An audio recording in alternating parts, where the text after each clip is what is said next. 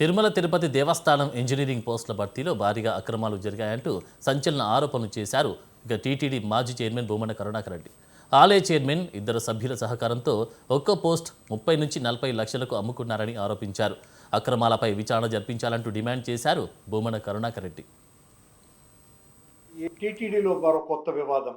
60 engineering పోస్టులకు సంబంధించి వచ్చినటువంటి ఈ సమస్య, నేను గతంలో చైర్మన్గా ఉన్నప్పుడు మా నాయకుడు జగన్మోహన్ రెడ్డి గారు ముఖ్యమంత్రిగా ఉండగా ఆయన ఆదేశం ప్రకారం దాదాపు 27 ఏఈఈ, 10 ఏఈ, 19 ఏటీఓ, అలాగే విద్యుత్ విభాగంలో 4 ఏఈల పోస్టులు, మొత్తం 60 ఇంజనీరింగ్ పోస్టులకు సంబంధించి భర్తీ చేయాలా, చాలా సంవత్సరాలుగా ఇంజనీరింగ్ విభాగంలో ఖాళీలు ఉన్నాయి అన్నటువంటి ఆలోచనతో ఆయన ఇచ్చిన ఆదేశం ప్రకారము అవి భర్తీ చేయాలని మేము తలచి 23/11/2023 నోటిఫికేషన్ కూడా ఇవ్వటం జరిగింది. దానికి సంబంధించి దాదాపు 38,000 మందికి పైగా అభ్యర్థులు ఎంతో ఆశతో దరఖాస్తులను కూడా చేసుకున్నారు.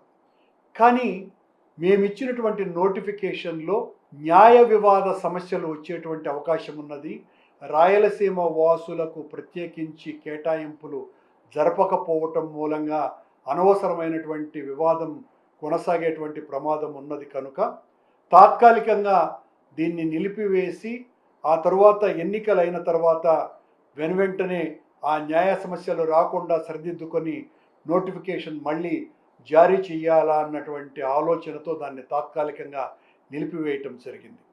కానీ కూటమి వచ్చిన తరువాత 1.5 సంవత్సరాలకు బిఆర్ నాయుడు అధ్యక్షుడైన 1.5 సంవత్సరాలకు ఈ మే నెల 10, 11 తారీఖులలో దీనికి సంబంధించి మళ్ళీ నోటిఫికేషన్ ఇచ్చారు భర్తీ కోసమని.